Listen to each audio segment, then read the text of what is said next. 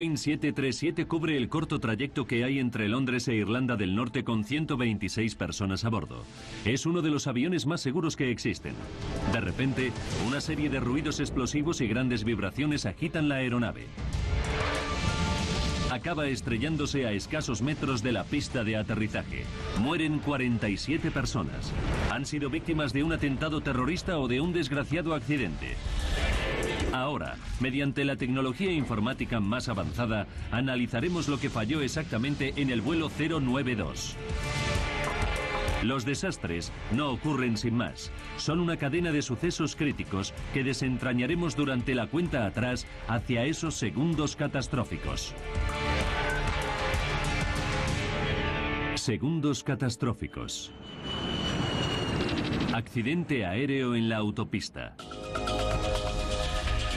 Europa, Inglaterra, Londres. Heathrow es el aeropuerto con más tráfico del mundo. 8 de enero de 1989. Es domingo por la tarde y muchos pasajeros vuelven a casa tras las vacaciones de Navidad y Año Nuevo. Las instalaciones están llenas a rebosar. En la Terminal 1, los pasajeros de British Midland embarcan en el vuelo 092 con destino a Belfast, en Irlanda del Norte. Un viaje de 1 hora de duración bajo importantes medidas de seguridad. Nos encontramos en pleno auge de la campaña terrorista del IRA contra objetivos británicos. El IRA ha matado a 416 civiles en casi 20 años de violencia. El trabajador sanitario Gareth Jones ha comenzado un nuevo empleo en Belfast hace 3 semanas. ¿Puedo hacerle un plan de preguntas en materia de seguridad, señor? Los controles de seguridad forman ya parte de la vida diaria. Los que vivíamos en Irlanda del Norte en esa época estábamos más que acostumbrados a los controles de seguridad. Era una época en la que se extremaban las medidas de seguridad. Portaos bien y cuidad de vuestra madre. Adiós. El IRA no es la única razón para el incremento de la seguridad. En Lockerbie, Escocia, 3 semanas antes una bomba terrorista había destrozado un 747 de la Pan Am que volaba de Heathrow a Estados Unidos. La explosión mató a las 259 personas que iban a bordo y a otras 11 que había en tierra. Fue el peor atentado terrorista contra un avión estadounidense hasta la fecha. Las autoridades sospecharon que se trataba de un grupo terrorista árabe.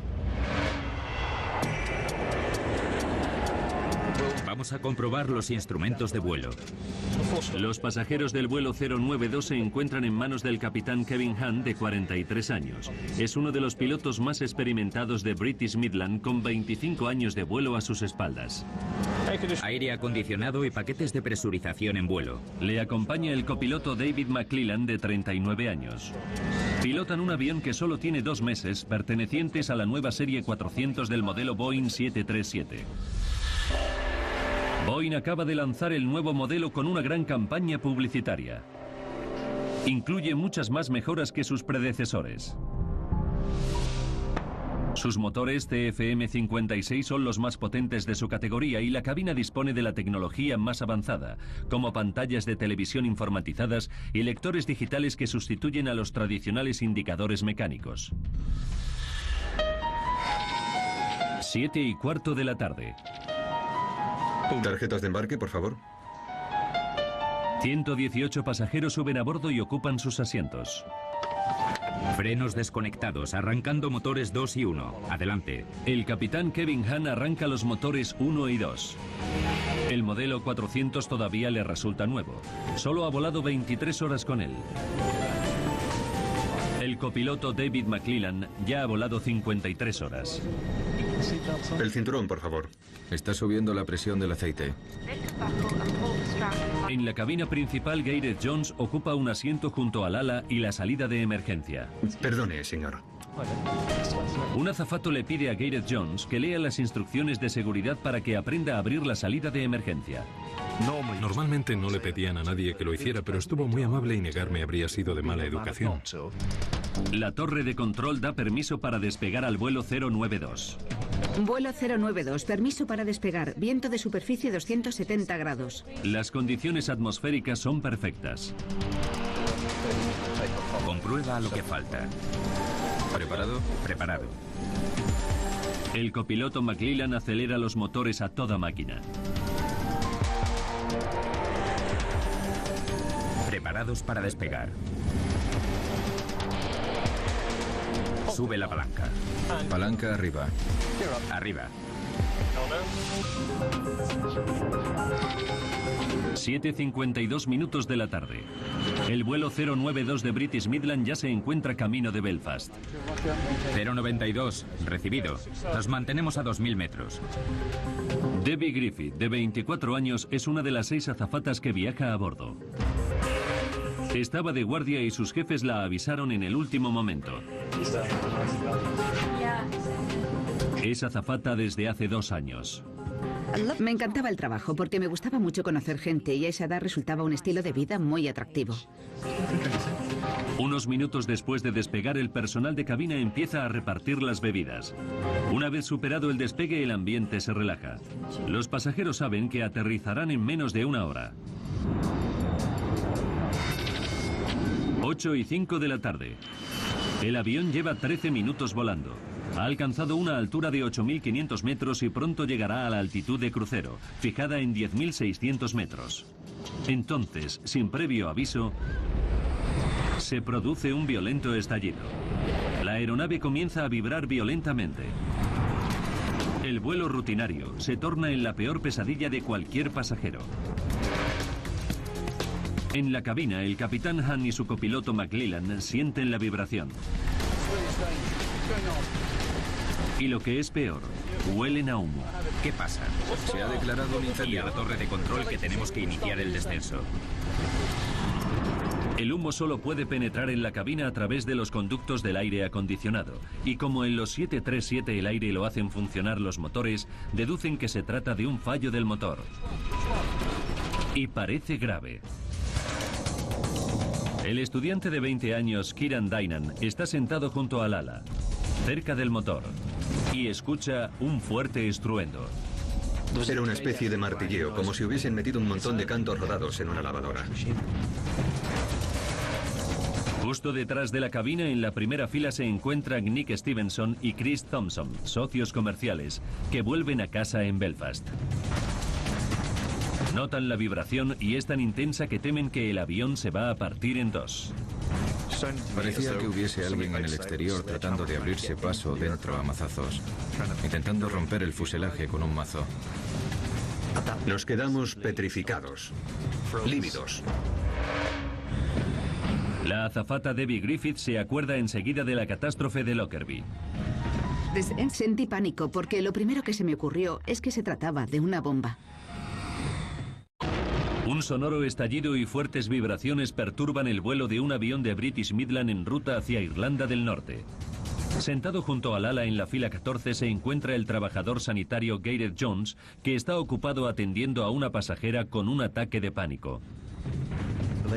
Teresa, la señora que iba sentada a mi lado, estaba muy asustada y me puse a hablar con ella para intentar tranquilizarla, pero también para calmarme yo, que estaba muy nervioso. Gareth tiene motivos para estar preocupado. Su posición junto al ala le permite ver lo que está ocurriendo fuera, y lo que ve le llena de terror. Miré por la ventana y vi que donde debía estar el motor no había nada más que chispas. Desde sus asientos en la cabina, el capitán y el copiloto no pueden ver ninguno de los dos motores y no saben nada de las chispas. Como todos los pilotos, tienen que fiarse de su instrumental de vuelo para diagnosticar cualquier problema. Los instrumentos del nuevo modelo 400 de 737 no les resultan familiares, pero son de tecnología punta. Hunt y McClellan analizan las pantallas e indicadores de vuelo, diagnostican que se trata de una avería de uno de los motores y apagan el motor averiado. El estruendo y las vibraciones cesan de inmediato. El 737 vuelve a funcionar con normalidad. Pero la normativa de seguridad exige que aterrice lo antes posible.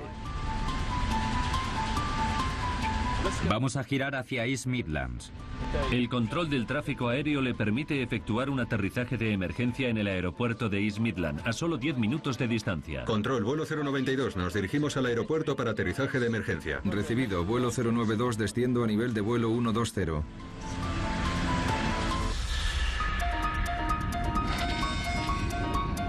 Ocho y 10 de la tarde. Señoras y señores, soy el capitán Kevin Hunt. Habrán notado que hemos tenido ciertos problemas con el avión. El capitán se dirige a los pasajeros para tratar de tranquilizarlos. Les cuenta que ha apagado el motor averiado. Por lo tanto, por desgracia, no podremos continuar el vuelo hacia Belfast. Les dice que dentro de 10 minutos se encontrarán en tierra y a salvo. Se trata de un simple aterrizaje rutinario. Gareth Jones se tranquiliza al comprobar que el motor ha dejado de emitir chispas. Piensa que el capitán tiene todo bajo control. 8 y 17 minutos de la tarde. El avión desciende hasta los 2000 metros y se encuentra a 8 minutos del aterrizaje. 160, nivel de vuelo 40. Un minuto después, la torre de control pide al capitán Hunt que gire a la derecha para alinearse con la pista. Midland, vuelo 092, desciende a una altitud de 1000 metros. Descendiendo a 1000 metros. Es la maniobra final y el personal de cabina se sienta durante los últimos minutos.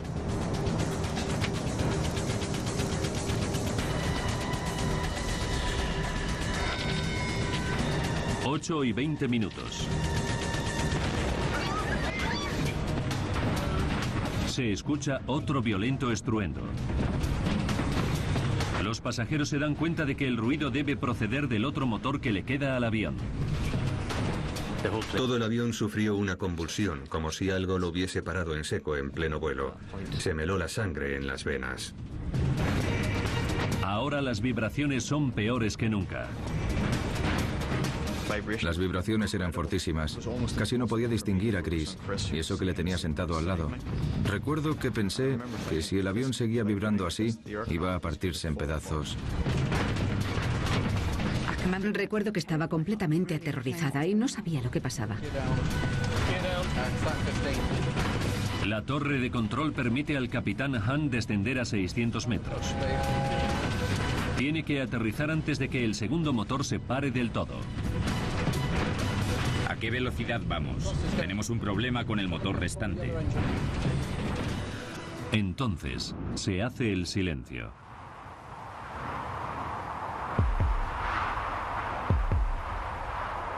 El segundo motor se ha apagado.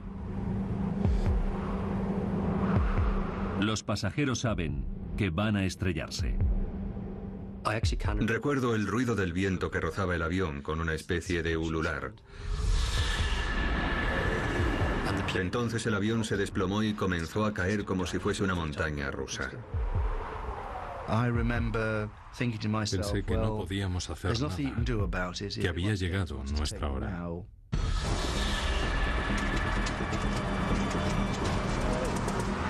El capitán Hunt ha perdido ambos motores. Sin impulso hacia adelante, el avión pierde la batalla contra la gravedad. Hunt ordena al copiloto que trate de restablecer la potencia. McClellan comienza la operación de reignición, pero están perdiendo altura con gran rapidez y el motor izquierdo se incendia. Intenta encender el otro. No funciona.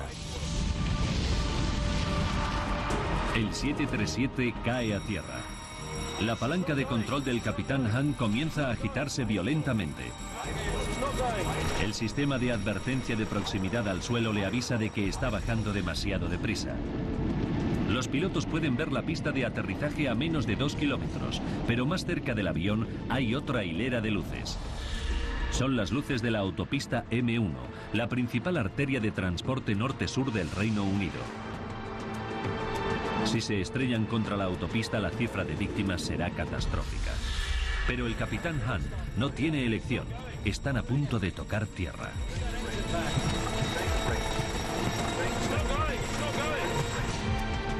Alguien dijo, Dios mío, vamos a morir todos. 8 y 24 minutos. El vuelo 092 de British Midland está a menos de un minuto del aeropuerto de East Midlands. El capitán Hunt puede ver las luces de la pista, pero ha perdido ambos motores y uno de ellos está en llamas. Su única esperanza es mantener el avión en el aire el tiempo suficiente para llegar a la pista. Hace 10 minutos que los pasajeros no tienen noticias del capitán, pero saben que van a estrellarse. Me pasaron por la mente un montón de tonterías, como quién va a cortar ahora el césped. Parte de mi cerebro me decía que nos íbamos a estrellar y parte me decía que era imposible que algo así pasase. El capitán Hunt puede ver la aldea de Keyworth. Eleva el morro del avión para tratar de prolongar el descenso y evitar estrellarse sobre el pueblo. El 737 sobrevuela la población a solo 60 metros de altura. Me di cuenta de que acababa de ver un campanario, que iba montado en un avión y acababa de ver por la ventana que estábamos a la altura de una iglesia. Pero más allá de Keyworth se encuentra la autopista M1.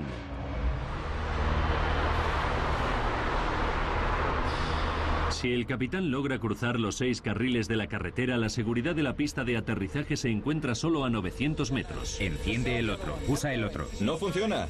Ponlo en marcha. No se puede. Pero ya no puede mantener el avión en el aire por más tiempo y efectúa un anuncio a los horrorizados pasajeros. Prepárense para un aterrizaje de emergencia. Prepárense para un aterrizaje de emergencia. Dijo, tápense la cabeza, prepárense para un aterrizaje de emergencia. Y por el tono de su voz recuerdo que me tapé la cabeza y supe que había acabado todo. Justo antes de chocar contra el suelo recuerdo que pensé que nadie sobrevive a los accidentes de avión y me pregunté si yo lo haría.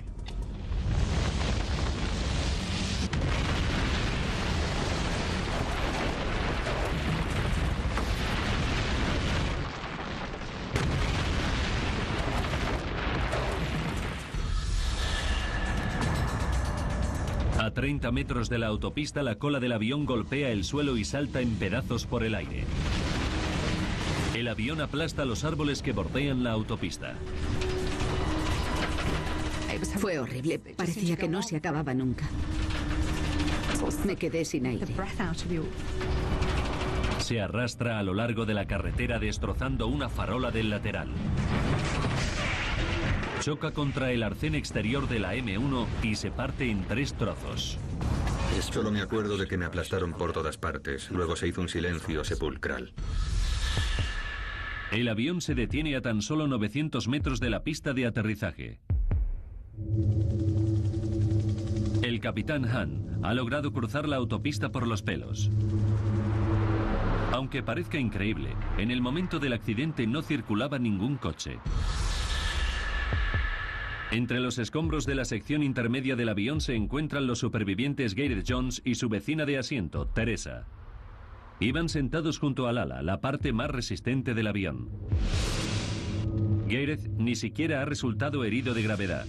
No puede creerse su buena suerte, pero el peligro aún no ha pasado.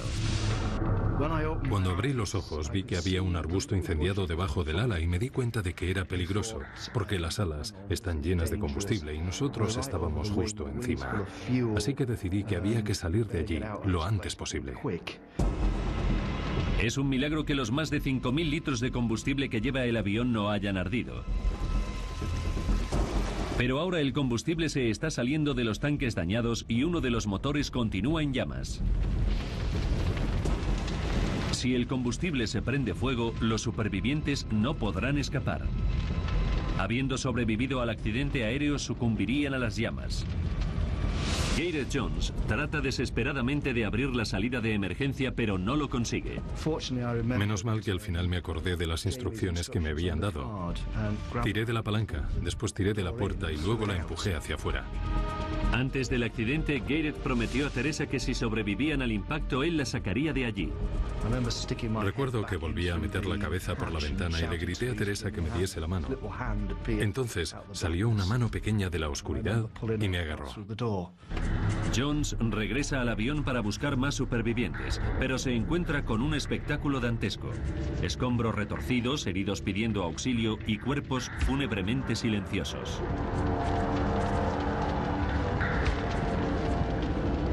Había gente que luchaba por salir y gente que no se movía nada. A estos últimos te podías imaginar lo que les había pasado. Es uno de los recuerdos que me perseguirán hasta la tumba. En la fila 1, en la sección frontal del avión, los socios Nick Stevenson y Chris Thompson están vivos. Chris está inconsciente y gravemente herido, pero Nick enseguida se recupera. Lo primero que pensé fue que estaba vivo, y después que iba a haber un incendio y que había que salir de allí. Se encuentra sin fuerzas para ayudar a Chris y cuando intenta levantarse, un fuerte dolor en la pierna izquierda se lo impide. Sin embargo, sabe que tiene que superar el dolor para salir. En esas situaciones la fuerza que te da el instinto de supervivencia es increíble. Sabía que tenía que salir y que iba a poder hacerlo. Eso era lo único que me importaba. Encuentra una abertura en el fuselaje y pide socorro a los coches que pasan. Me dijeron que no pasaba nada, que ya estaba a salvo, y me llevaron al arcén. En la sección frontal, la azafata Debbie Griffith se encuentra atrapada entre los escombros. Está malherida y sabe que el principal peligro es el fuego. No podía respirar y me sentía como si me estuviese muriendo. Luchaba por sobrevivir. Pensaba que los motores iban a explotar en cualquier momento y pedí que el humo llegase pronto hasta mí para que acabase todo lo más rápido posible. Y el estudiante Kieran Dynan está colgado del borde de la sección intermedia. Se encuentra gravemente herido y semiconsciente. Todos los asientos de delante de mí habían desaparecido. No había nada más que escombros. Son las 8:30. 5 minutos después del accidente, los bomberos llegan al lugar del siniestro. Empiezan a cubrir la zona con una capa de espuma. Los bomberos gritaron que habían conseguido apagar las llamas de los motores y entonces supe que tenía posibilidades de sobrevivir. En 2 minutos el fuego está controlado y comienzan las labores de rescate. Los bomberos registran el avión en busca de supervivientes. Se enfrentan a la dura tarea de identificar a los pasajeros vivos y a los muertos. Me desperté con una linterna en los ojos y oí que decían, "Este está vivo". Luego me volví a desmayar. Sacan a Kieran Dynan del avión y lo conducen al hospital. 8 horas después del accidente, los bomberos rescatan al último superviviente del vuelo 092 de British Midland. Son las 4:20 de la mañana.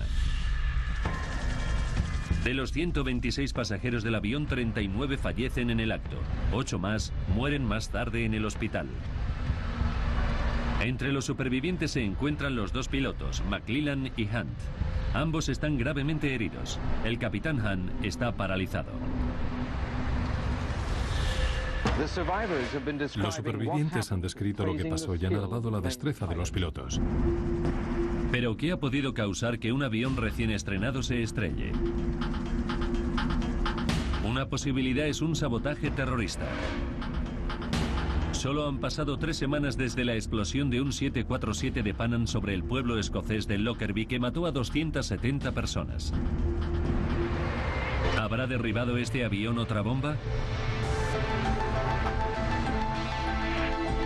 Ahora recapitularemos los hechos de aquel día fatídico y profundizaremos en la investigación para desvelar qué fue lo que falló realmente. Una avanzada simulación por ordenador nos conducirá a donde no llega ninguna cámara, al corazón de la catástrofe.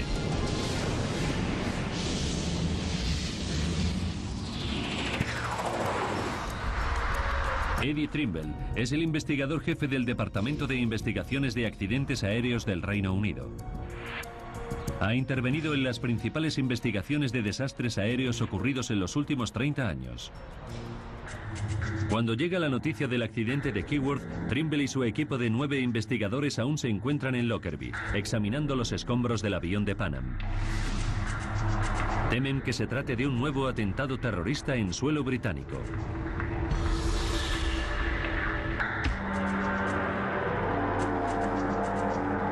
Trimble llega al lugar del siniestro alrededor de la medianoche, unas 4 horas después de la tragedia.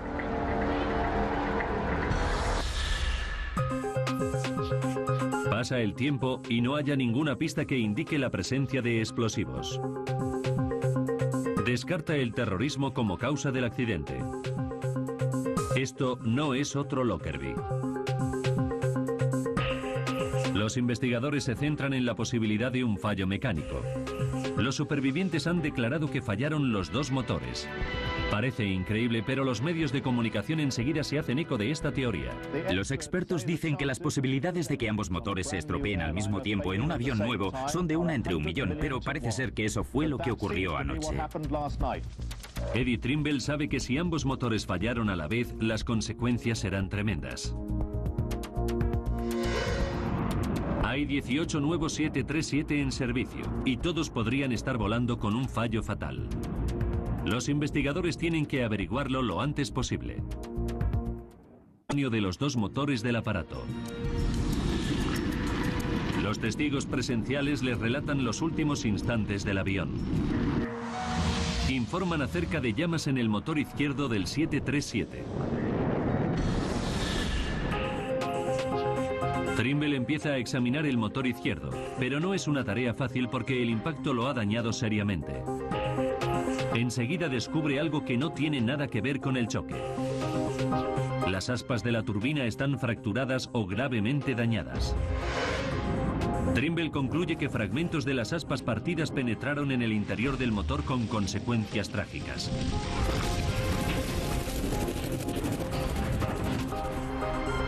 Tiene que enviar los restos del motor izquierdo a que los examinen con mayor detenimiento para averiguar qué destrozó las aspas de la turbina. Ahora, Trimble y su equipo se centran en el motor derecho, que según las grabaciones de la cabina del piloto fue el primero que falló. Inspeccionan sus mecanismos internos y tras una larga evaluación llegan a una conclusión definitiva.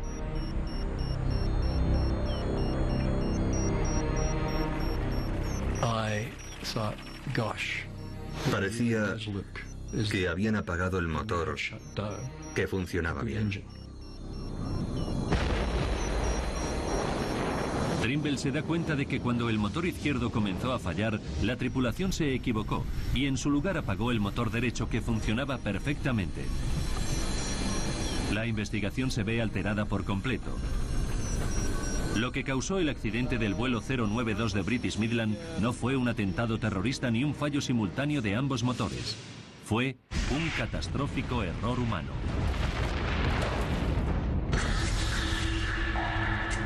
El asombroso descubrimiento conmociona al mundo de la aviación. ¿Cómo pudieron apagar el motor equivocado dos pilotos tan experimentados?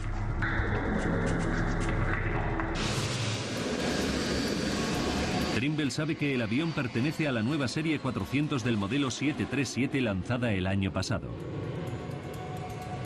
El copiloto McClellan ha volado en él 53 horas y el capitán Hahn solo 32. ¿Podría la falta de familiaridad de los pilotos con el nuevo modelo haber provocado la muerte de 47 personas? Para averiguarlo, Trimble tiene que examinar todos los detalles de los hechos acaecidos. Mediante las grabaciones de voz de la cabina comienza a estudiar todas las decisiones que tomaron los pilotos. Acabamos de apagar el motor izquierdo. La potencia se ha restablecido por completo. A las 8:05 de la tarde, justo 20 minutos antes del accidente, una de las aspas de la turbina se fractura y sus fragmentos penetran en el interior del motor.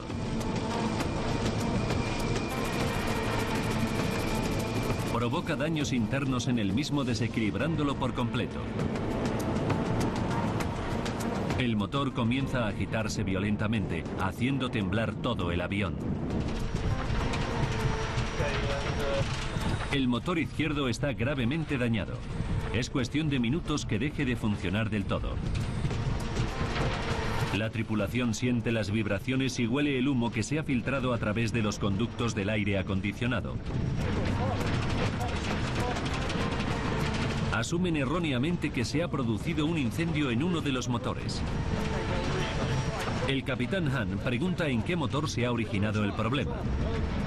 La respuesta grabada revela el primer eslabón de una desastrosa secuencia de hechos. El copiloto McClellan comienza a decir que el izquierdo, pero luego cambia de opinión. No, es el motor derecho. Eddie Trimble necesita averiguar por qué McClellan dudó y acabó decantándose por el motor equivocado. Sabe que los pilotos no pueden ver los motores físicamente y tienen que fiarse de los instrumentos de vuelo para sus diagnósticos. Los instrumentos de vuelo del nuevo modelo 400 tienen pantallas e indicadores de cristal líquido en lugar de los tradicionales aparatos mecánicos. ¿Se equivocaron Han y McClellan al interpretar los datos de los nuevos aparatos de vuelo? El nuevo panel de control dispone de un indicador que marca las vibraciones de ambos motores. Estos indicadores siempre han sido un elemento habitual del modelo 737, pero el de la serie 400 tiene un aspecto distinto.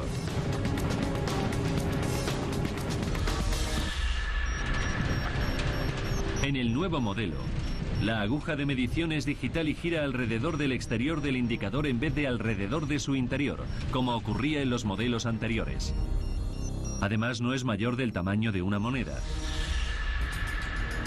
Trimble averigua que tanto Han como McClellan asistieron a un curso de formación de un día sobre el nuevo modelo. Pero ninguno de los dos recibió formación sobre el sistema de instrumentación del motor con un simulador de vuelo. Ninguno de los pilotos tuvo la ocasión de volar en un simulador y probar los sistemas de instrumentación del motor para aprender cómo funcionaban normalmente y, lo que es más importante, cómo operaban en condiciones anormales. La falta de familiaridad de los pilotos con los instrumentos de vuelo explica que no interpretasen el problema correctamente, pero sigue siendo un misterio por qué llegaron a la conclusión de que era el motor izquierdo el que estaba averiado.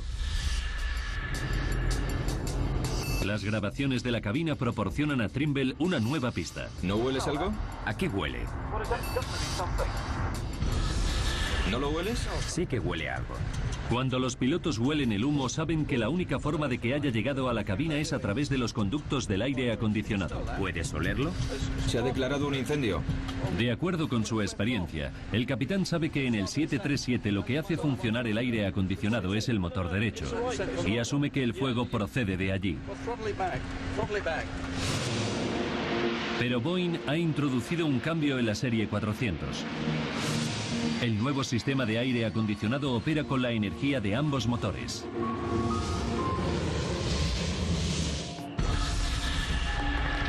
Ocho y 7 de la tarde. Y confundidos por el humo, los pilotos fallan por segunda vez a la hora de diagnosticar el problema. El copiloto McClellan apaga el motor derecho, que funciona perfectamente.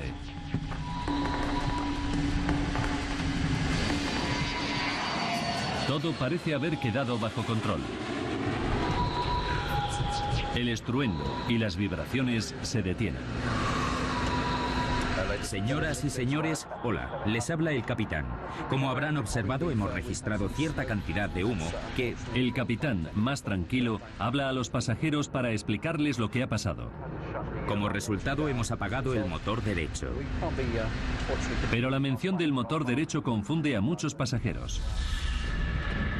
El estudiante Kieran Dynan ha visto chispas y llamas que salían del motor izquierdo. Me pareció raro que apagasen el motor derecho cuando era el izquierdo el que estaba ardiendo.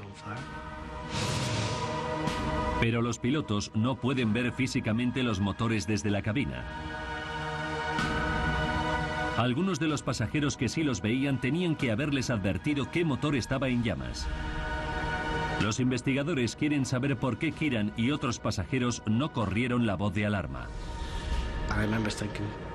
Pensé que el piloto era un profesional y que sabría lo que estaba haciendo. Trimble y su equipo concluyen que la confianza en la profesionalidad del piloto impide que los pasajeros den la alarma.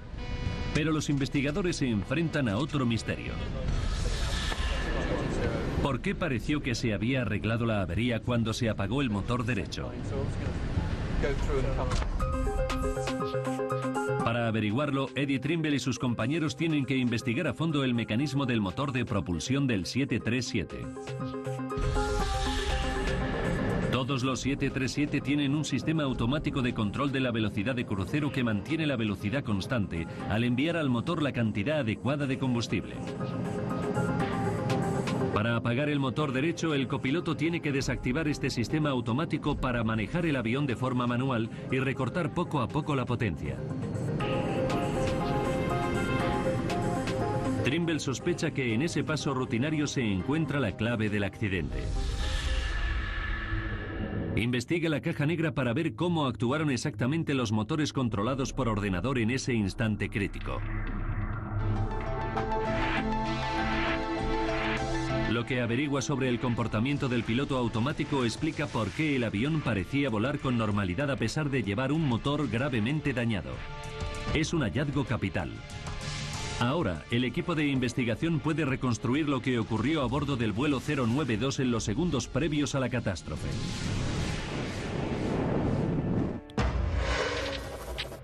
8:05 de la tarde. Un fragmento del aspa de la turbina penetra en el motor izquierdo y lo daña gravemente. Además, la velocidad de la turbina se ve reducida. El piloto automático reacciona bombeando más combustible al motor dañado para tratar de mantener la velocidad de crucero. Esto provoca que el motor se agite violentamente y produzca chispazos. Las chispas producen que el exceso de combustible entre en ignición y se ocasione un incendio que causa las llamas que observan varios pasajeros. 8:07. Es el izquierdo, no el derecho. Confundidos por el humo que sale del aire acondicionado, los pilotos diagnostican erróneamente el origen del problema. El capitán Han ordena apagar el motor derecho, que funcionaba a la perfección. El copiloto desactiva el piloto automático y a continuación apaga el motor derecho. Inmediatamente, las vibraciones cesan y el humo desaparece. Ahora, Eddie Trimble ya sabe por qué. Los datos de la caja negra revelan que cuando se desactiva el piloto automático para apagar el motor derecho, ambos motores vuelven a funcionar mediante el sistema de navegación manual. Los sensores internos del motor izquierdo averiado indican que está girando a menor velocidad de la normal, lo que desencadena una reducción del flujo de combustible. Una vez nivelado el flujo de combustible que puede absorber el motor, las vibraciones y las llamas desaparecen. Parece que el motor izquierdo funciona con normalidad cuando en realidad sufre una grave avería. Lógicamente, los pilotos piensan que han solucionado el problema. Lo que no saben es que se ha solucionado al desconectar el piloto automático, no al apagar el motor derecho como ellos piensan. Ese efecto en particular del piloto automático ocasionó que los pilotos creyesen que habían solucionado el problema al apagar el motor derecho supuestamente averiado. El hecho de que el comportamiento del piloto automático confundiese a los pilotos a la hora de identificar el motor averiado supone toda una revelación para el equipo de investigación. Y están a punto de descubrir cómo un nefasto capricho del destino acaba con la última posibilidad que tenían de salvarse. Apagando el motor izquierdo. Eddie Trimble tiene que encajar una pieza más del rompecabezas. ¿Por qué no se dio cuenta la tripulación de que habían apagado el motor equivocado en los 20 minutos transcurridos entre la crisis inicial y el aterrizaje? Examinando con todo detalle las grabaciones de la cabina, Eddie Trimble averigua un hecho descorazonador. Faltan 12 minutos y 15 segundos para el desastre. El avión parece haber recuperado la normalidad, pero la experiencia del capitán Han le dice que tras una crisis de vuelo hay que revisar todas las decisiones para comprobar que no se cometieron errores. ¿Qué ha pasado? Se han producido fuertes vibraciones. Pero cuando comienza a revisarlas, le interrumpe la torre de control. 092, los informes indican que el viento sopla hacia el oeste a 5 nudos. Le permiten descender a 1200 metros para aterrizar dentro de 12 minutos. El capitán no continúa revisando las decisiones tomadas. Si hubiera proseguido su labor, tal vez habría descubierto el error. Pero desperdició esa última oportunidad para impedir el accidente. Solo faltan 4 minutos y 40 segundos. Ya podemos aproximarnos. Vamos a reducir la velocidad a 190. Los pilotos incrementan la potencia del motor izquierdo para controlar el descenso. Lo que no saben es que ese último acto constituye un golpe mortal para el motor. El incremento de la velocidad provoca que se desprendan más fragmentos de la turbina que ocasionan mayores daños dentro del motor. Ya he aumentado la marcha. Tenemos un problema. Estamos perdiendo potencia en el otro motor. El motor se está empezando a desintegrar y la pista de aterrizaje todavía está a 21 kilómetros de distancia. Falta 1 minuto. El motor deja de funcionar del todo y se prende fuego. Tenemos un fuego en el motor número 1. Olvídate de él. Intenta arrancar el otro. Arráncalo. Al capitán Han se le ha acabado el tiempo. Ha perdido ambos motores. Desesperado, intenta volver a arrancar el motor derecho aprovechando la velocidad del avión para hacer girar las aspas del motor. No funciona. Arranca. No arranca. No funciona, Kevin. Pero es demasiado tarde. La velocidad del aire no es lo bastante rápida. Han levanta el morro para alargar el planeo del avión. Mantiene la aeronave en el aire lo bastante como para sobrevolar el pueblo de Keyworth.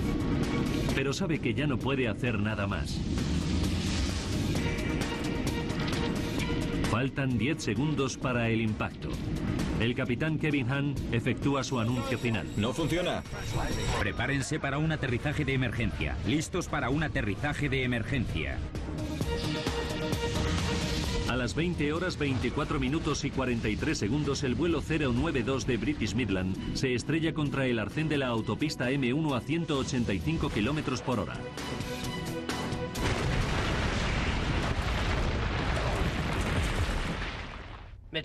Midland 092. Les llamamos desde el radar de East Midlands. ¿Me reciben? Midland 092. Les llamamos desde el radar de East Midlands. ¿Me reciben?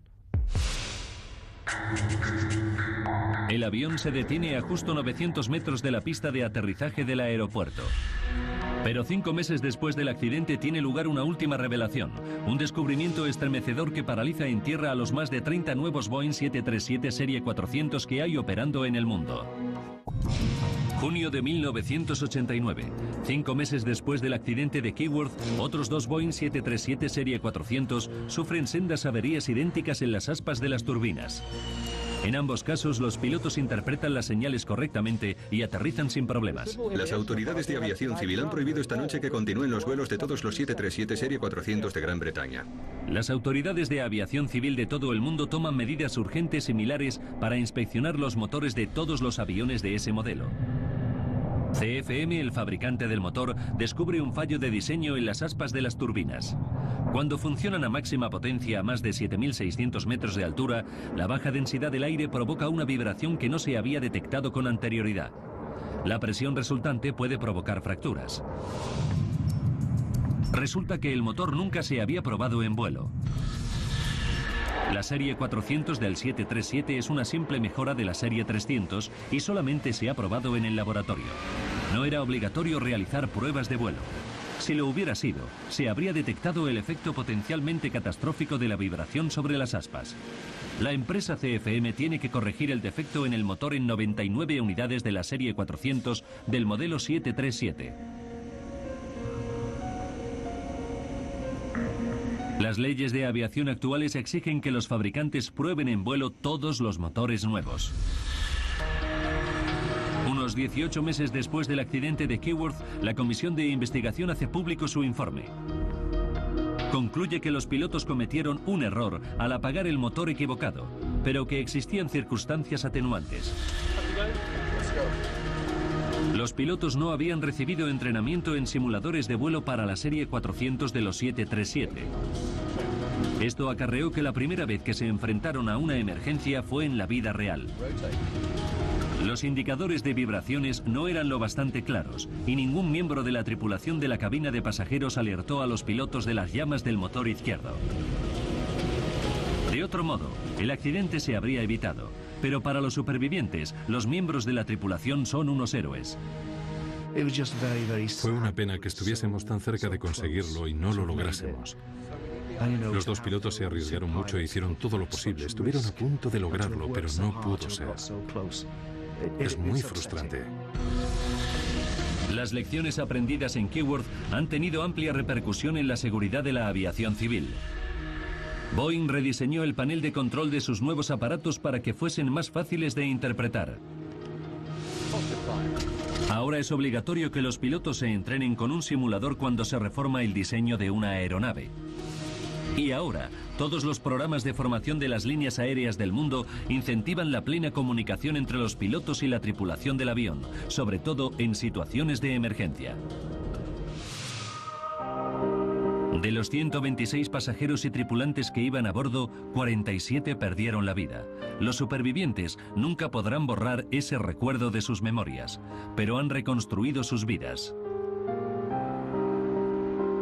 Chris Thompson y Nick Stevenson se recuperaron de sus heridas y continúan haciendo negocios juntos en el norte de Irlanda.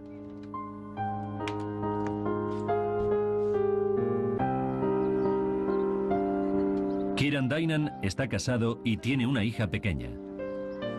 Aún me sigo preocupando por las cosas, pero ya no tanto como antes. Creo que tuve la mala suerte de que me pasara una desgracia una vez y es muy difícil que me vuelva a tocar. Debbie Griffith abandonó su profesión de azafata y se hizo enfermera. Sobrevivir a un accidente aéreo te cambia la vida. Ahora disfruto más del momento. Siempre he sido una persona positiva, nunca me he amargado. Ni me he preguntado por qué me tocó a mí, por qué tuve que ser yo si no soy nadie especial. Las heridas físicas que sufrió Gareth Jones aquella noche fueron leves, pero las cicatrices emocionales todavía le acompañan. Me sentía culpable. No sabía por qué me había salvado yo y no otro. No sabía qué había hecho de especial. Y hoy en día sigo sin saber por qué me salvé, aparte de por haber tenido la suerte de escoger el asiento adecuado.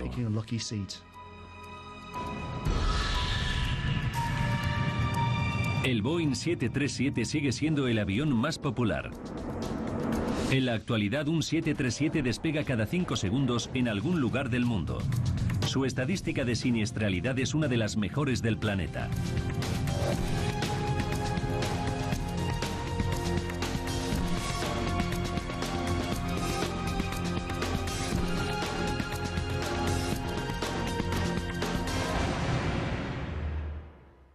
Su única esperanza es mantener el avión en el aire el tiempo suficiente para llegar a la pista. Hace 10 minutos que los pasajeros no tienen noticias del capitán, pero saben que van a estrellarse. Me pasaron por la mente un montón de tonterías, como quién va a cortar ahora el césped. Parte de mi cerebro me decía que nos íbamos a estrellar y parte me decía que era imposible que algo así pasase. El capitán Hunt puede ver la aldea de Keyworth. Eleva el morro del avión para tratar de prolongar el descenso y evitar estrellarse sobre el pueblo. El 737 sobrevuela la población a solo 60 metros de altura. Me di cuenta de que acababa de ver un campanario, que iba montado en un avión y acababa de ver por la ventana que estábamos a la altura de una iglesia. Pero más allá de Keyworth se encuentra la autopista M1.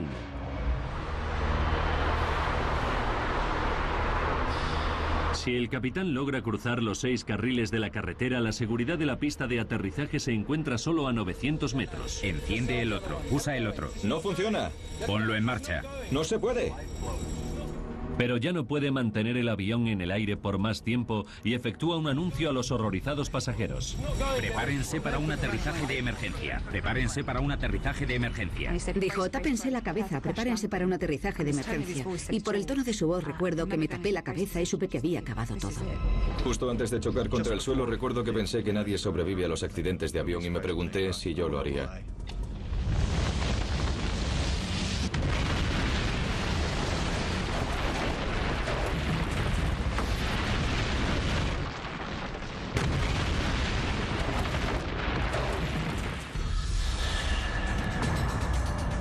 A 30 metros de la autopista, la cola del avión golpea el suelo y salta en pedazos por el aire. El avión aplasta los árboles que bordean la autopista. Fue horrible. Parecía que no se acababa nunca. Me quedé sin aire. Se arrastra a lo largo de la carretera destrozando una farola del lateral. Choca contra el arcén exterior de la M1 y se parte en 3 trozos. Solo me acuerdo de que me aplastaron por todas partes. Luego se hizo un silencio sepulcral. El avión se detiene a tan solo 900 metros de la pista de aterrizaje. El capitán Hunt ha logrado cruzar la autopista por los pelos. Aunque parezca increíble, en el momento del accidente no circulaba ningún coche. Entre los escombros de la sección intermedia del avión se encuentran los supervivientes Gareth Jones y su vecina de asiento, Teresa. Iban sentados. Todos los pilotos tienen que fiarse de su instrumental de vuelo para diagnosticar cualquier problema. Los instrumentos del nuevo modelo 400 de 737 no les resultan familiares, pero son de tecnología punta. Hunt y McClellan analizan las pantallas e indicadores de vuelo, diagnostican que se trata de una avería de uno de los motores y apagan el motor averiado. El estruendo y las vibraciones cesan de inmediato. El 737 vuelve a funcionar con normalidad. Pero la normativa de seguridad exige que aterrice lo antes posible. Vamos a girar hacia East Midlands. El control del tráfico aéreo le permite efectuar un aterrizaje de emergencia en el aeropuerto de East Midlands, a solo 10 minutos de distancia. Control, vuelo 092, nos dirigimos al aeropuerto para aterrizaje de emergencia. Recibido, vuelo 092, desciendo a nivel de vuelo 120.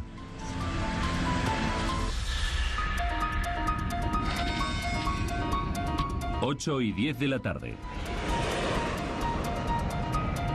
Señoras y señores, soy el capitán Kevin Hunt. Habrán notado que hemos tenido ciertos problemas con el avión. El capitán se dirige a los pasajeros para tratar de tranquilizarlos. Les cuenta que ha apagado el motor averiado. Por lo tanto, por desgracia, no podremos continuar el vuelo hacia Belfast. Les dice que dentro de 10 minutos se encontrarán en tierra y a salvo. Se trata de un simple aterrizaje rutinario. Gareth Jones se tranquiliza al comprobar que el motor ha dejado de emitir chispas. Piensa que el capitán tiene todo bajo control. 8 y 17 minutos de la tarde. El avión desciende hasta los 2000 metros y se encuentra a 8 minutos del aterrizaje. 160, nivel de vuelo 40. Un minuto después, la torre de control pide al capitán Hunt que gire a la derecha para alinearse con la pista. Midland, vuelo 092, desciende a una altitud de 1000 metros. Descendiendo a 1000 metros. Es la maniobra final y el personal de cabina se sienta durante los últimos minutos.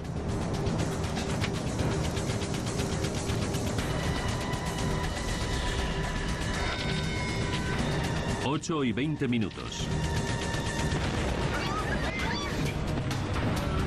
Se escucha otro violento estruendo. Los pasajeros se dan cuenta de que el ruido debe proceder del otro motor que le queda al avión. Todo el avión sufrió una convulsión, como si algo lo hubiese parado en seco en pleno vuelo. Se me heló la sangre en las venas. Ahora las vibraciones son peores que nunca. Las vibraciones eran fortísimas. Casi no podía distinguir a Chris, y eso que le tenía sentado al lado. Pensé que no podíamos hacer nada, que había llegado nuestra hora.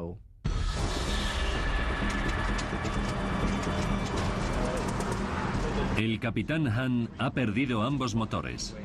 Sin impulso hacia adelante, el avión pierde la batalla contra la gravedad.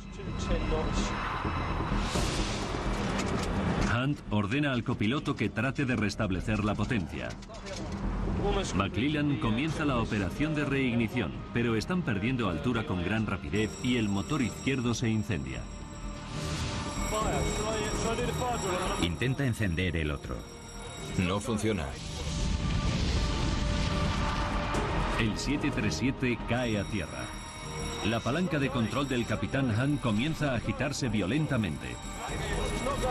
El sistema de advertencia de proximidad al suelo le avisa de que está bajando demasiado deprisa.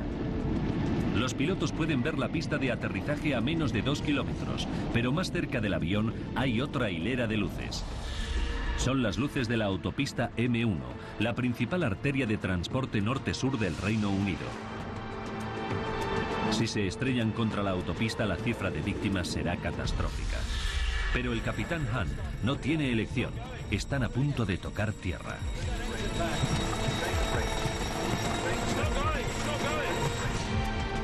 Alguien dijo, Dios mío, vamos a morir todos.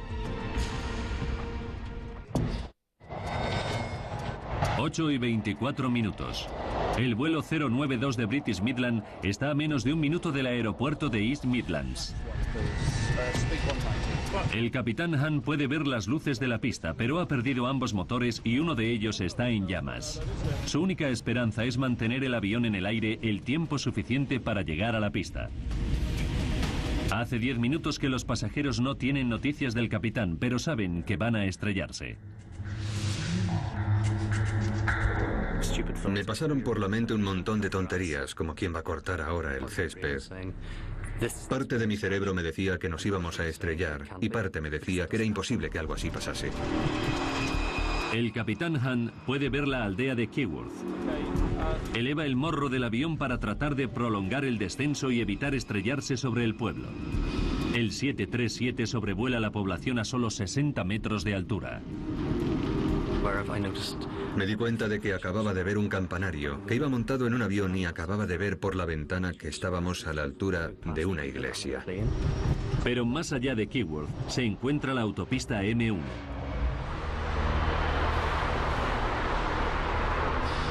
Si el capitán logra cruzar los 6 carriles de la carretera, la seguridad de la pista de aterrizaje se encuentra solo a 900 metros. Estaba muy asustada y me puse a hablar con ella para intentar tranquilizarla, pero también para calmarme yo, que estaba muy nervioso. Gareth tiene motivos para estar preocupado. Su posición junto al ala le permite ver lo que está ocurriendo fuera. Y lo que ve le llena de terror. Miré por la ventana y vi que donde debía estar el motor no había nada más que chispas. Desde sus asientos en la cabina, el capitán y el copiloto no pueden ver ninguno de los dos motores y no saben nada de las chispas. Como todos los pilotos, tienen que fiarse de su instrumental de vuelo para diagnosticar cualquier problema. Los instrumentos del nuevo modelo 400 de 737 no les resultan familiares, pero son de tecnología punta. Hunt y McClellan analizan las pantallas e indicadores de vuelo, diagnostican que se trata de una avería de uno de los motores y apagan el motor averiado. El estruendo y las vibraciones cesan de inmediato. El 737 vuelve a funcionar con normalidad. Pero la normativa de seguridad exige que aterrice lo antes posible. Vamos a girar hacia East Midlands. El control del tráfico aéreo le permite efectuar un aterrizaje de emergencia en el aeropuerto de East Midland, a solo 10 minutos de distancia. Control, vuelo 092, nos dirigimos al aeropuerto para aterrizaje de emergencia. Recibido, vuelo 092, desciendo a nivel de vuelo 120.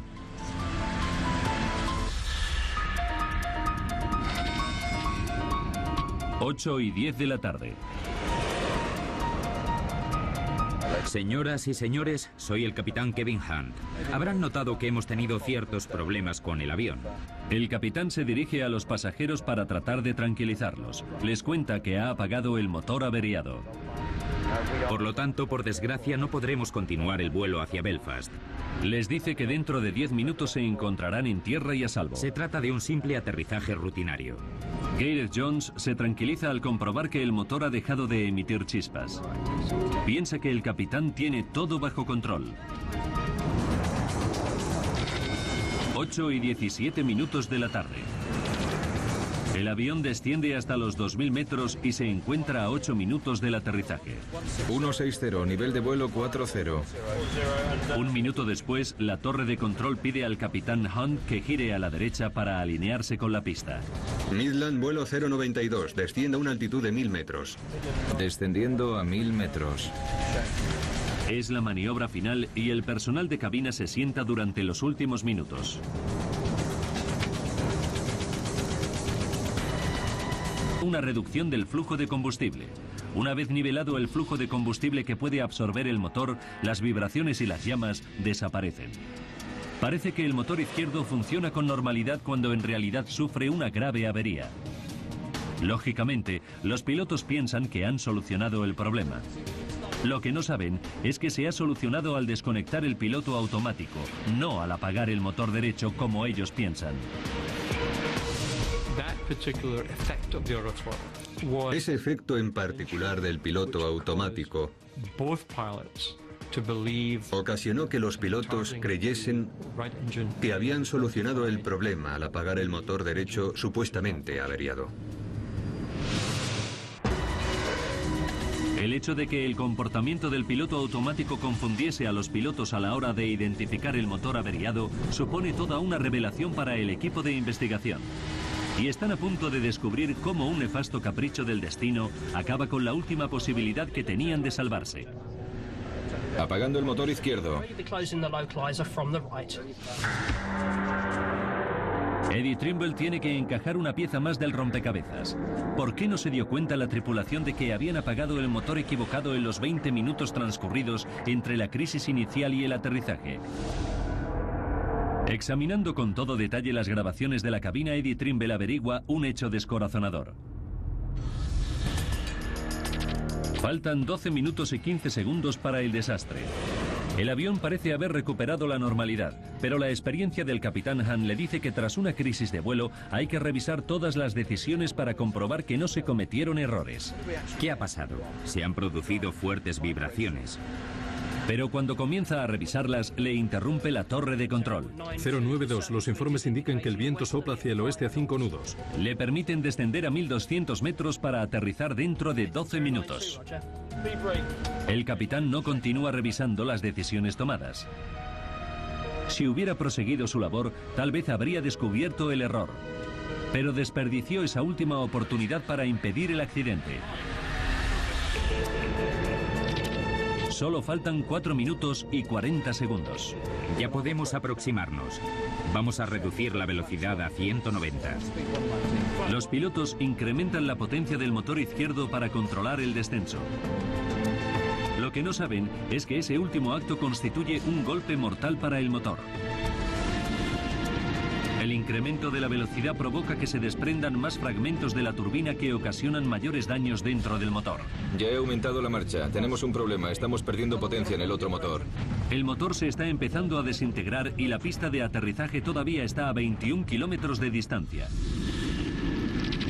Falta un... De acuerdo con su experiencia, el capitán sabe que en el 737 lo que hace funcionar el aire acondicionado es el motor derecho y asume que el fuego procede de allí. Pero Boeing ha introducido un cambio en la serie 400. El nuevo sistema de aire acondicionado opera con la energía de ambos motores.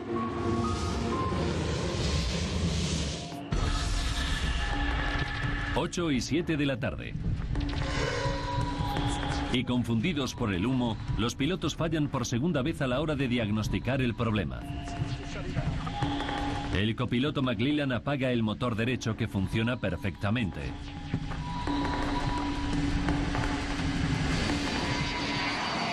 Todo parece haber quedado bajo control. El estruendo y las vibraciones se detienen. Señoras y señores, hola, les habla el capitán. Como habrán observado, hemos registrado cierta cantidad de humo que... El capitán, más tranquilo, habla a los pasajeros para explicarles lo que ha pasado. Como resultado, hemos apagado el motor derecho. Pero la mención del motor derecho confunde a muchos pasajeros. El estudiante Kieran Dynan ha visto chispas y llamas que salían del motor izquierdo. Me pareció raro que apagasen el motor derecho cuando era el izquierdo el que estaba ardiendo. Pero los pilotos no pueden ver físicamente los motores desde la cabina. Algunos de los pasajeros que sí los veían tenían que haberles advertido qué motor estaba en llamas. Los investigadores quieren saber por qué Kieran y otros pasajeros no corrieron la voz de alarma. Pensé que el piloto era un profesional y que sabría lo que estaba haciendo. Trimble y su equipo concluyen que la confianza en la profesionalidad del piloto impide que los pasajeros den la alarma. Pero los investigadores se enfrentan a otro misterio. ¿Por qué pareció que se había arreglado la avería cuando se apagó el motor derecho? Para averiguarlo, Eddie Trimble y sus compañeros tienen que investigar a fondo el mecanismo del motor de propulsión del 737. Todos los 737 tienen un sistema automático de control de la velocidad de crucero que mantiene la velocidad constante al enviar al motor la cantidad adecuada de combustible. Para apagar el motor derecho, el copiloto tiene que desactivar este sistema automático para manejar el avión de forma manual y recortar poco a poco la potencia. Trimble sospecha que en ese paso rutinario se encuentra la clave del accidente. Los pilotos pueden ver la pista de aterrizaje a menos de 2 kilómetros, pero más cerca del avión hay otra hilera de luces. Son las luces de la autopista M1, la principal arteria de transporte norte-sur del Reino Unido. Si se estrellan contra la autopista, la cifra de víctimas será catastrófica. Pero el capitán Hunt no tiene elección. Están a punto de tocar tierra.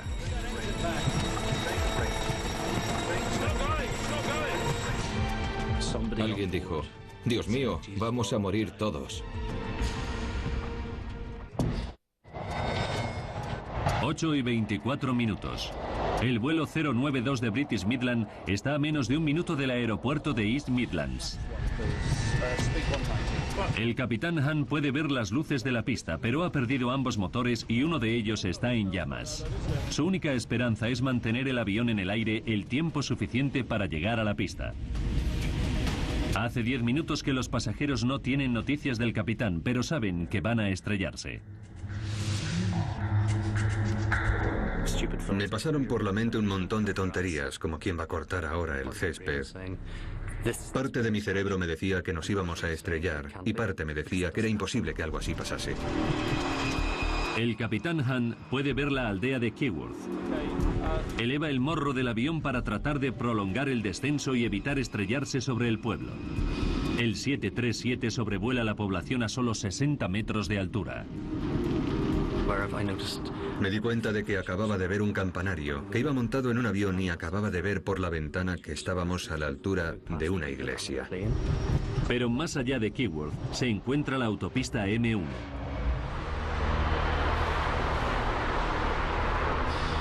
Si el capitán logra cruzar los 6 carriles de la carretera, la seguridad de la pista de aterrizaje se encuentra solo a 900 metros. Enciende el otro, usa el otro. No funciona.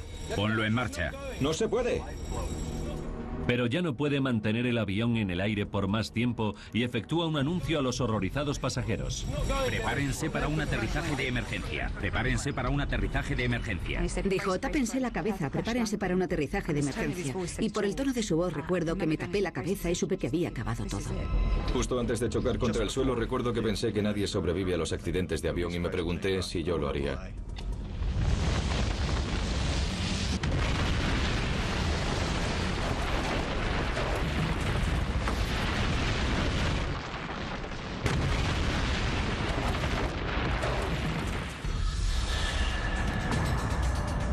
A 30 metros de la autopista, la cola del avión golpea el suelo y salta en pedazos por el aire. El avión aplasta los árboles que bordean la autopista. El aéreo le permite efectuar un aterrizaje de emergencia en el aeropuerto de East Midland, a solo 10 minutos de distancia. Control, vuelo 092, nos dirigimos al aeropuerto para aterrizaje de emergencia. Recibido, vuelo 092, desciendo a nivel de vuelo 120.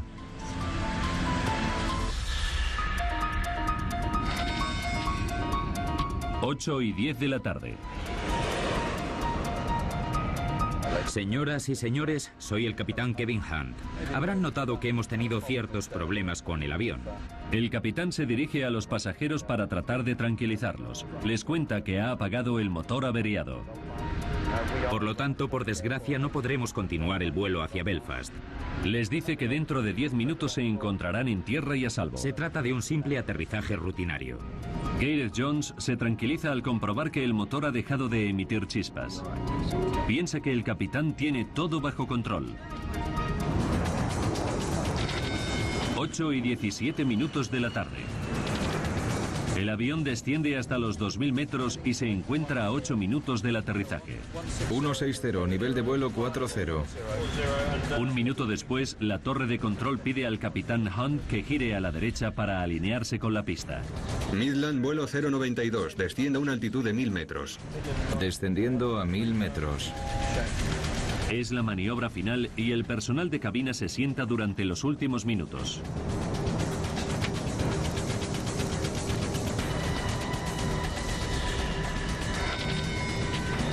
8:20.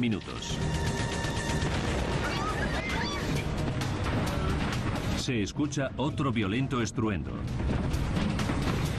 Los pasajeros se dan cuenta de que el ruido debe proceder del otro motor que le queda al avión. Todo el avión sufrió una convulsión, como si algo lo hubiese parado en seco en pleno vuelo. Se me heló la sangre en las venas. Ahora las vibraciones son peores que nunca. Las vibraciones eran fortísimas. Casi no podía distinguir a Chris, y eso que le tenía sentado al lado. Recuerdo que pensé que si el avión seguía vibrando así, iba a partirse en pedazos.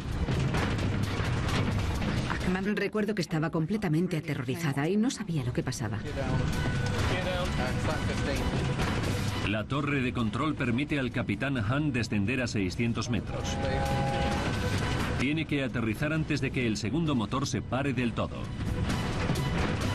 ¿A qué velocidad vamos? Tenemos un problema con el motor restante. Entonces, se hace el silencio.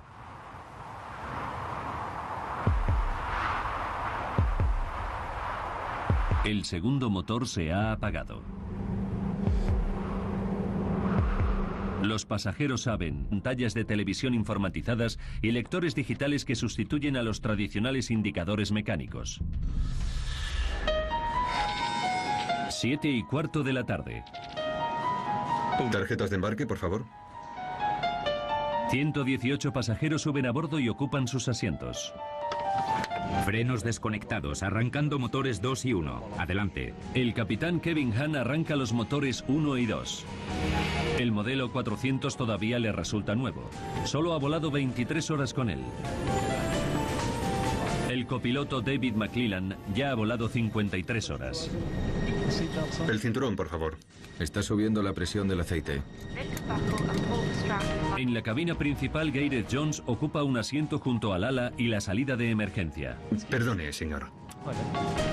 Un azafato le pide a Gareth Jones que lea las instrucciones de seguridad para que aprenda a abrir la salida de emergencia. Normalmente no le pedían a nadie que lo hiciera, pero estuvo muy amable y negarme habría sido de mala educación. La torre de control da permiso para despegar al vuelo 092. Vuelo 092, permiso para despegar, viento de superficie 270 grados. Las condiciones atmosféricas son perfectas. Comprueba lo que falta. ¿Preparado? Preparado. El copiloto McClellan acelera los motores a toda máquina. Preparados para despegar. Sube la palanca. Palanca arriba. Arriba. 7:52 de la tarde. El vuelo 092 de British Midland ya se encuentra camino de Belfast. 092, recibido. Nos mantenemos a 2000 metros. Debbie Griffith, de 24 años, es una de las 6 azafatas que viaja a bordo. Estaba de guardia y sus jefes la avisaron en el último momento. Es azafata desde hace 2 años. Me encantaba el trabajo porque me gustaba mucho conocer gente y a esa edad resultaba un estilo de vida muy atractivo. Unos minutos después de despegar, el personal de cabina empieza a repartir las bebidas. Una vez superado el despegue, el ambiente se relaja. Los pasajeros saben que aterrizarán en menos de 1 hora. 8:05 de la tarde. El avión lleva 13 minutos volando. Ha alcanzado una altura de 8.500 metros y pronto llegará a la altitud de crucero, fijada en 10.600 metros. Entonces, sin previo aviso, se produce un violento estallido. La aeronave comienza a vibrar violentamente. El vuelo rutinario se torna en la peor pesadilla de cualquier pasajero. Recibido. Nos mantenemos a 2000 metros. Debbie Griffith, de 24 años, es una de las 6 azafatas que viaja a bordo. Estaba de guardia y sus jefes la avisaron en el último momento. Es azafata desde hace 2 años. Me encantaba el trabajo porque me gustaba mucho conocer gente y a esa edad resultaba un estilo de vida muy atractivo. Unos minutos después de despegar, el personal de cabina empieza a repartir las bebidas. Una vez superado el despegue, el ambiente se relaja. Los pasajeros saben que aterrizarán en menos de 1 hora. 8:05 de la tarde. El avión lleva 13 minutos volando.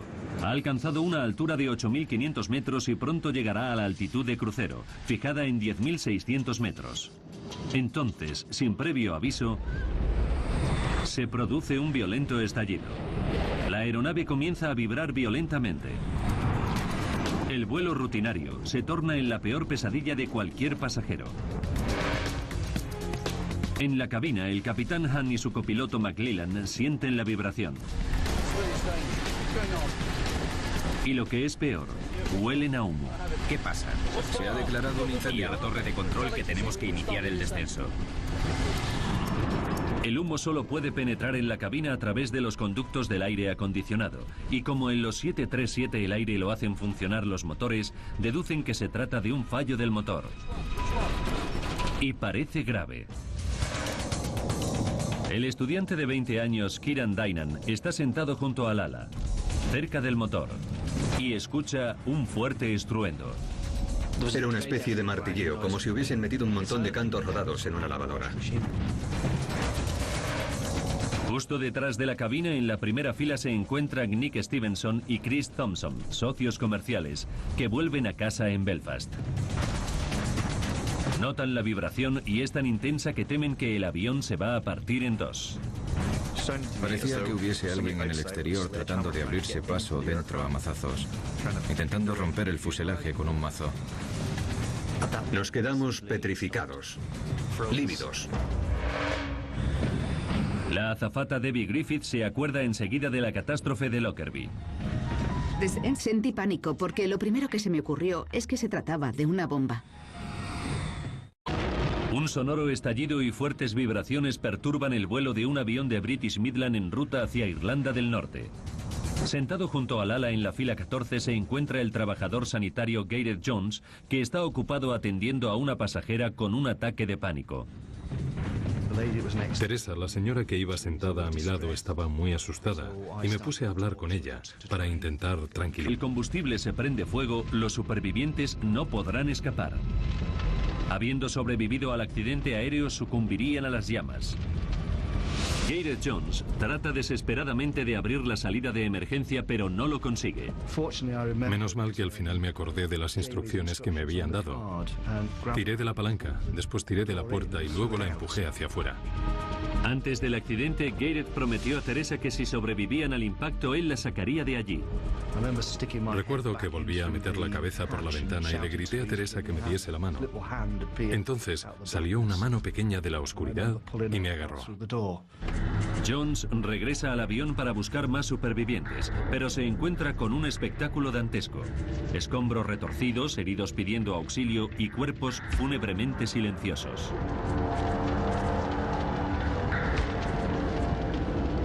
Había gente que luchaba por salir y gente que no se movía nada. A estos últimos te podías imaginar lo que les había pasado. Es uno de los recuerdos que me perseguirán hasta la tumba. En la fila 1, en la sección frontal del avión, los socios Nick Stevenson y Chris Thompson están vivos.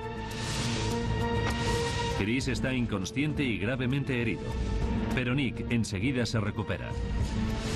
Lo primero que pensé fue que estaba vivo, y después que iba a haber un incendio y que había que salir de allí.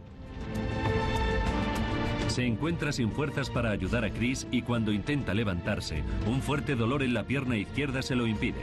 Sin embargo, sabe que tiene que superar el dolor para salir. En esas situaciones la fuerza que te da el instinto de supervivencia es increíble. Sabía que tenía que salir y que iba a poder hacerlo. Eso era lo único que me importaba. Encuentra una abertura en el fuselaje y pide socorro a los coches que pasan. Me dijeron que no pasaba nada, que ya estaba a salvo, y me llevaron al arcén. En la sección frontal, la azafata Debbie Griffith se encuentra atrapada entre los escombros. Está malherida y sabe que el principal peligro es el fuego. No podía respirar y me sentía como si me estuviese muriendo. Luchaba por sobrevivir. Pensaba que los motores iban a explotar en cualquier momento y pedí que el humo llegase pronto hasta mí para que acabase todo lo más rápido posible. Y el estudiante Kieran Dynan está colgado del borde de la sección intermedia. Se encuentra gravemente herido y semiconsciente. Todos los asientos de delante de mí habían desaparecido, no había nada más que escombros. Son las 8:30. 5 minutos después del accidente, los bomberos llegan al lugar del siniestro. Empiezan a cubrir la zona con una capa de espuma. Los bomberos gritaron que habían conseguido apagar las llamas de los motores y entonces supe que tenía posibilidad